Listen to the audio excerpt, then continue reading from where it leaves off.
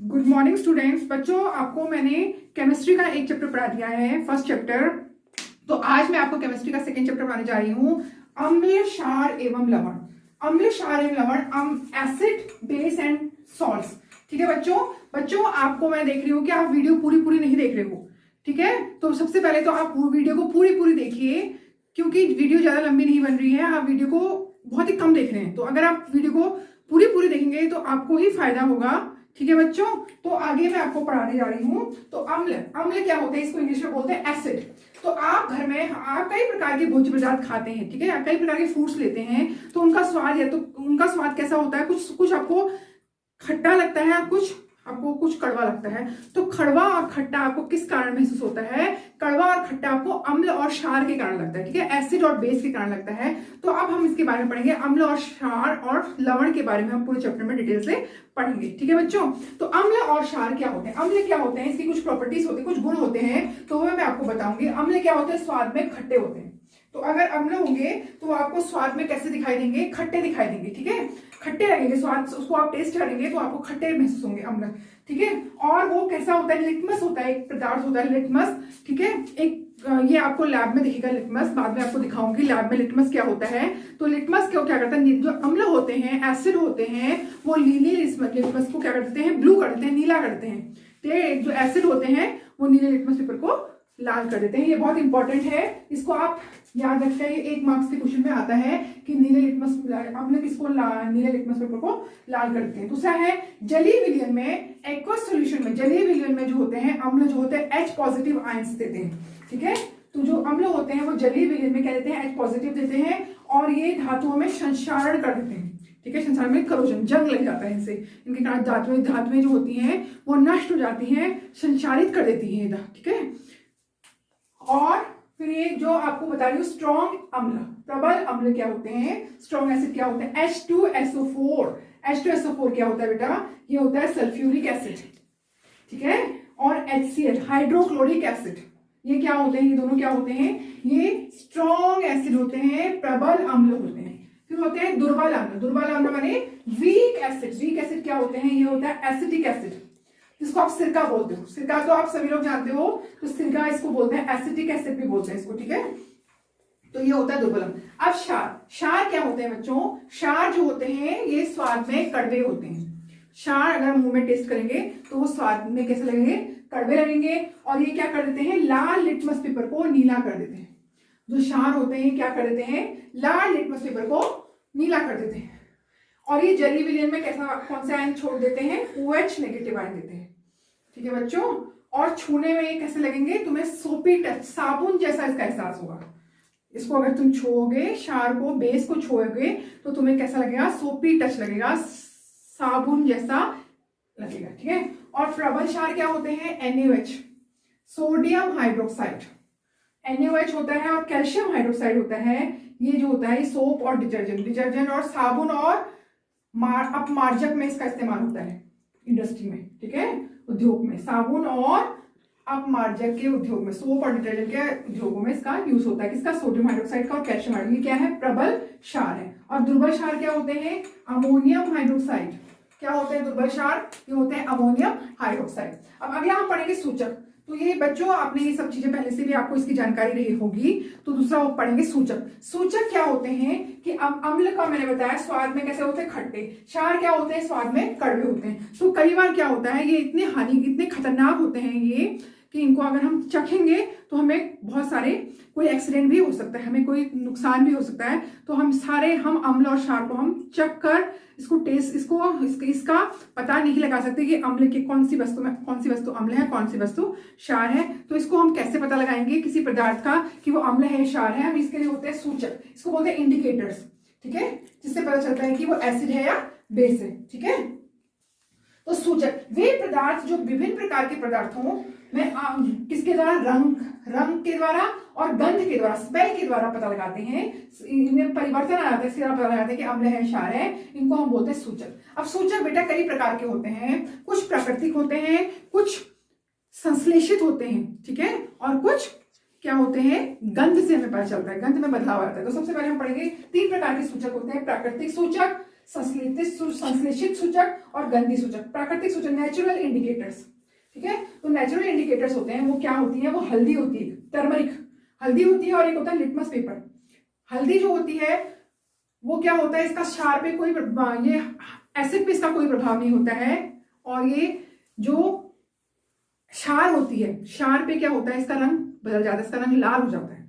आपने देखा होगा आपके कपड़ों में, सफेद कपड़ों में जब हल्दी लग जाती है तो अम्ल के प्रभाव में इसका कोई प्रभाव नहीं होगा, लेकिन अगर उसको साबुन से घिसेंगे तो इसका रंग कैसा हो जाता है, इसका रंग चेंज हो जाता है, ये लाल रंग की हो जाते हैं आपके कपड़े, तो आपकी जहां पे दाग लगा है। दूसरा होता है लिटमस। लिटमस भी एक प्राकृतिक है, इंडिकेटर है, सूचक है, जो हमें लाइकेन नाम के पौधे से प्राप्त होती है। लिटमस जो होता है ये लाइकेन नाम के पौधे से प्राप्त होता है, ठीक है। लिटमस ये पेपर होता है, ये दो रंग का होता है, एक नीला और एक लाल, ठीक है। अभी आपने पहले पढ़ा, जो एसिड होते हैं वो नीले लिटमस को क्या कर देते हैं, लाल कर देते हैं, और जो बेस होते हैं वो लाल लिटमस को नीला कर देते हैं। फिर होता है संश्लेषित सूचक, जो हमारे फैक्ट्रियों में तैयार होते हैं, इंडस्ट्रियों में तैयार होते हैं, ठीक है, इसको बोलते हैं संश्लेषित सूचक, ठीक है। इसमें इसके दो होते हैं, मेथिल ऑरेंज और फिनोप्थिलीन। मेथिल ऑरेंज जो होता है वो क्या करता है, एसिड में डालेंगे तो ये रेड कलर देता है, और बेस में डालेंगे तो ये येलो कलर, पीला कलर देते हैं। और फिनोप्थिलीन जो होता है एसिड में कोई रंग नहीं देता है, और बेस में डालेंगे इसको बैंगनी रंग, वॉयलेट कलर आता है, ठीक है बच्चों। अब है गंधी सूचक, इसको इंग्लिश में बोलते हैं oil factory indicators. Oil factory indicators जो होते हैं इनमें इसके एग्जांपल हो जाएंगे वेनिला। वेनिला जो आपने सुना होगा इसका नाम, ये हमें खुशबू प्रदान करने के लिए इसको हम वस्तुओं में इस्तेमाल करते हैं। वेनिला आइसक्रीम आपने पढ़ी होगी बहुत ज्यादा, तो ये खुशबू के लिए डाला जाता है। तो एसिड में इसका कोई प्रभाव नहीं होता है, लेकिन बेस में ये बहुत तेज गंध देते हैं। ऐसे क्लोव होता है, लौंग होता है, ये भी एसिड में कोई प्रभाव नहीं देता है, और बेस में इसका बहुत ही तेज स्मेल आती है, ठीक है, बहुत ही तेजी से स्मेल आती है, तो खुशबू आती देता है। तो इसलिए हमारे इंडिकेटर्स हो गए, ठीक है। तो ये इंडिकेटर्स हो गए। तो बच्चों अभी तक हमने अम्ल और क्षार के भौतिक गुण पढ़े, भौतिक माने फिजिकल प्रॉपर्टीज पढ़ी। अब हम पढ़ेंगे रासायनिक गुण, ठीक है। रासायनिक गुण में हमने अम्ल और क्षार के रासायनिक गुण पढ़ेंगे। तो देखेंगे अम्ल और क्षार के रासायनिक गुण। सबसे पहले हम पढ़ेंगे अम्ल और क्षार धातु के साथ क्या अभिक्रिया देते हैं। तो अम्ल और क्षार धातु के साथ क्या अभिक्रिया देते हैं। अम्ल और क्षार जो होते हैं, अम्ल और क्षार धातु के साथ, यहाँ पे धातु आ जाएगा बेटा गलती से, यहाँ पे होगा धातु, ठीक है। तो अम्ल जो होते हैं वो धातु के साथ क्या अभिक्रिया देते हैं, ये लवण और हाइड्रोजन गैस विसर्जित करते हैं। जो अम्ल होते हैं वो धातु के साथ, अम्ल जो होते हैं धातु के साथ लवण और हाइड्रोजन गैस विसर्जित करते हैं। एग्जांपल देखो H2SO4, ये आपकी बुक में भी है example, H2SO4 plus zinc. Zinc एक धातु है, तो ये क्या बनाते हैं, जिंक के लवण बनाते हैं और हाइड्रोजन गैस विसर्जित। अब ये हाइड्रोजन गैस इसमें इंपॉर्टेंट है कि आप हाइड्रोजन गैस का टेस्ट कैसे करेंगे कि हाइड्रोजन गैस विसर्जित, ये बहुत इंपॉर्टेंट है कि हाइड्रोजन गैस का टेस्ट कैसे करेंगे। तो हाइड्रोजन गैस का टेस्ट देखिए, ये डायग्राम आपकी बुक में भी बना हुआ है, इसको बुक में अच्छे से देखिएगा, मैंने ऐसे ही बना रखा है। तो ये टेस्ट ट्यूब में आपने H2SO4 एक अम्ल लिया है, ठीक है, ये डाइल्यूट है। तनु H2SO4 में क्या डाला आपने, जिंक के टुकड़े, कुछ टुकड़े डाले हैं जिंक के। देखिए टेस्ट है हाइड्रोजन गैस का, टेस्ट किया आप हाइड्रोजन गैस का टेस्ट कैसे करोगे, ये हाइड्रोजन गैस है या नहीं है।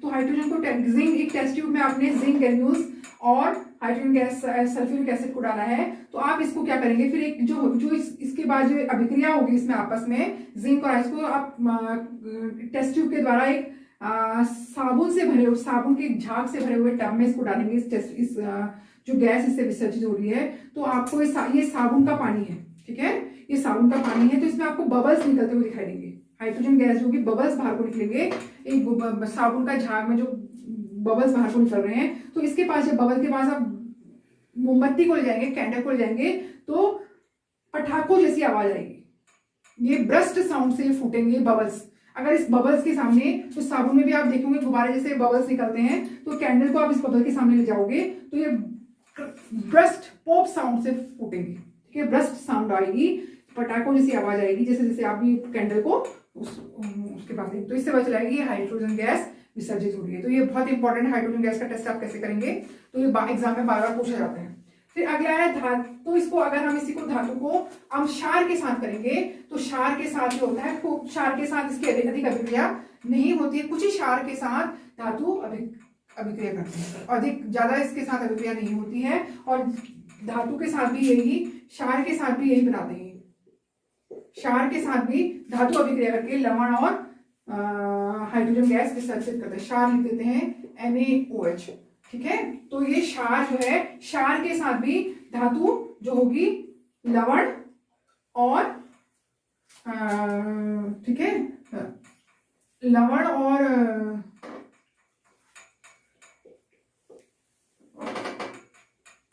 हाइड्रोजन गैस विसर्जित करते हैं, ठीक है बच्चों। तो इसके बाद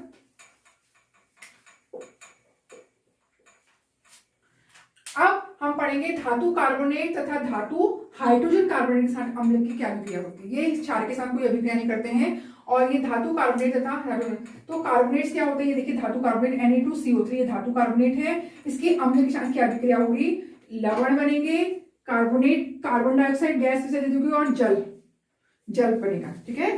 ये क्या है, धातु कार्बोनेट। Na2CO3 क्या होता है, ये धातु कार्बोनेट होता है। इसकी अम्ल के साथ क्या अभिक्रिया होती है, NaCl और CO2 और H2O। ये कार्बन डाइऑक्साइड जो है यहाँ बहुत इंपॉर्टेंट है। ये कार्बन डाइऑक्साइड के बारे में मैं आपको आगे इस वीडियो में बताऊंगी, ठीक है। और इसकी जो धातु हाइड्रोजन कार्बोनेट के साथ क्या बनता है, देखो यही HCl है। और धातु हाइड्रोजन कार्बन के साथ क्या बनाता है, इसमें भी लवण बनता है, कार्बन डाइऑक्साइड गैस विसर्जित होती है और H2O बनता है। अब इसमें हम कार्बन डाइऑक्साइड का गैस का टेस्ट कैसे करेंगे, ये कार्बन डाइऑक्साइड गैस का टेस्ट अभी हमने हाइड्रोजन गैस का ऊपर वाली रिएक्शन में किया था। अब यहाँ पे कार्बन डाइऑक्साइड गैस का टेस्ट कैसे करेंगे, तो चूने का पानी, इसको लाइम वाटर भी बोलते हैं, स्लेट लाइम भी बोलते हैं। और ये चूने का पानी है, कैल्शियम हाइड्रोक्साइड। चूने के पानी में कार्बन डाइऑक्साइड गैस प्रवाहित करेंगे तो वो पानी कैसा हो जाएगा, दूधिया हो जाएगा। इसको बोलते हैं कैल्शियम कार्बोनेट, कैल्शियम कार्बोनेट और जल होगा, ठीक है। तो ये पानी कैसा हो जाएगा, दूधिया हो जाएगा। ये कैल्शियम, इसमें और अधिक मात्रा में कार्बन डाइऑक्साइड गैस प्रवाहित करेंगे तो ये क्या बन जाएगा, ये रंगहीन मीडियम मिलेगा जो जल में पूरा विलय होगा, ठीक है। और जो कार्बन डाइऑक्साइड गैस के बारे में आगे पढ़ूंगी, आगे लवण जब आपको पढ़ाऊंगी तब इसमें कार्बन डाइऑक्साइड गैस का इंपॉर्टेंस बताऊंगी, ठीक है बच्चों। आगे देखिए बच्चों, अब तीसरी रासायनिक अभिक्रिया आपको बता रही हूँ, अम्ल और क्षार की आपस में क्या अभिक्रिया होती है। तो अब अम्ल और क्षार आपस में भी क्रिया करते हैं। तो अम्ल और क्षार आपस में क्रिया करके क्या होता है, देखिए अम्ल और क्षार आपस में क्रिया करके लवण और जल बनाते हैं। देखिए अम्ल और क्षार आपस में क्रिया करते हैं तो लवण और जल बनाते हैं। तो इसको हम उदाहरण देते हैं, अम्ल लेते हैं हम HCl हाइड्रोक्लोरिक अम्ल, और क्षार लेते हैं हम सोडियम हाइड्रोक्साइड, ठीक है। ये दोनों आपस में अभिक्रिया करके क्या बनाते हैं, लवण बनाते हैं NaCl, ठीक है, और जल बनाते हैं। तो अम्ल और क्षार जब आपस में अभिक्रिया करते हैं और लवण तथा जल बनाते हैं, इस अभिक्रिया को बोलते हैं उदासीनीकरण अभिक्रिया। क्यों बोलते हैं इसको उदासीनीकरण अभिक्रिया, क्योंकि अम्ल और क्षार जो होते हैं एक दूसरे के प्रभाव को अगर आपस में रिएक्शन करते हैं तो एक दूसरे के प्रभाव को समाप्त कर देते हैं, लवण और जल बनाते हैं उसके बाद, ठीक है। तो इसको बोलते हैं न्यूट्रलाइजेशन रिएक्शन या उदासीनीकरण अभिक्रियाएं। देखिए बच्चों, इसका उदाहरण एक और बताती हूँ आपको, ये आपको अच्छे से समझ में आएगा। जब हमारे पेट में बहुत ज्यादा एसिड हो जाता है, बहुत ज्यादा एसिडिटी हो जाती है, हमारे पेट में जब बहुत ज्यादा एसिडिटी हो जाती है तो हम क्या लेते हैं, इनो लेते हैं। और इनो क्या होता है, इनो क्या होता है, एक क्षार होता है, ठीक है। हम क्या ले, हमारे पेट में बहुत ज्यादा एसिडिटी हो जाती है तो हम इनो लेते हैं, और या फिर एंटासिड नाम का एक दवा लेते हैं, और जिससे क्या होता है उसका प्रभाव खत्म हो जाता है, जो एसिड का प्रभाव खत्म हो जाता है। इनो लेते हैं या एंटासिड लेते हैं और हमें क्या होता है, एसिडिटी से राहत मिल जाती है। तो क्या होता है, अगर हम क्षार और उसकी अभिक्रिया होती है तो वो आपस में एक दूसरे के प्रभाव को खत्म कर देते हैं, ठीक है। और इसको बोलते हैं उदासीनीकरण हो जाते हैं, उस अभिक्रिया को बोलते हैं उदासीकरण अभिक्रिया। फिर अगला हम पढ़ेंगे इसका रासायनिक अभिक्रिया पढ़ेंगे, अम्लों के साथ धात्विक ऑक्साइडों की अभिक्रिया। धात्विक ऑक्साइड क्या होते हैं, ये क्षारीय होते हैं। इनकी प्रकृति कैसी होती है, प्रकृति में क्षारीय होती है। ये सेम रिएक्शन से सारी की सारी अम्ल और धातु ऑक्साइड आपस में लवण और जल बनाते हैं। उदासीकरण अभिक्रिया की तरह ये भी क्या बनाते हैं, लवण और जल बनाते हैं। और ये क्या होता है, जैसे देखिए अम्ल HCl लिया हमने, सब में HCl लिखा, देखिए HCl लिया। और धात्विक ऑक्साइड क्या होते हैं, धातु हो गया कैल्शियम, इसका ऑक्साइड है कैल्शियम ऑक्साइड, और ये क्या बनाते हैं, कैल्शियम के लवण और जल बनाते हैं, ठीक है बच्चों। ये भी एक उदासीकरण अभिक्रिया की तरह ही है। फिर क्षार के साथ अधात्विक ऑक्साइड, अधात्विक ऑक्साइड क्या होते हैं, अम्लीय होते हैं नेचर में। क्षार हो गया, क्षार और ये अधात्विक ऑक्साइड अम्लीय होते हैं, तो क्षार और अम्ल की रिएक्शन होगी तो क्या बनेगा, लवण और जल बनेंगे। तो क्षार हम लेते हैं, क्या होता है, कैल्शियम हाइड्रोक्साइड एक क्षार है, और ये कार्बन डाइऑक्साइड क्या है, अधात्विक ऑक्साइड है। ये है अधात्विक नॉन मेटेलिक। नॉन मेटल होता है कार्बन, एक नॉन मेटल होता है, और कार्बन का ऑक्साइड क्या होगा, कार्बन डाइऑक्साइड हो गया। तो ये कैसा होता है नेचर में, ये अम्लीय होता है, एसिडिक होता है, इसके साथ अभिक्रिया करके लवण और जल बनता है। ये सब ये तीनों रिएक्शनों में अम्ल और क्षार के आपस में क्रिया होगी, लवण और जल बन रहा है। तो बच्चों आप इस वीडियो को पूरा देखिएगा, आपसे बार बार कह रही हूं, और थैंक यू। इसका अगला भाग मैं अगली वीडियो में बनाऊंगी।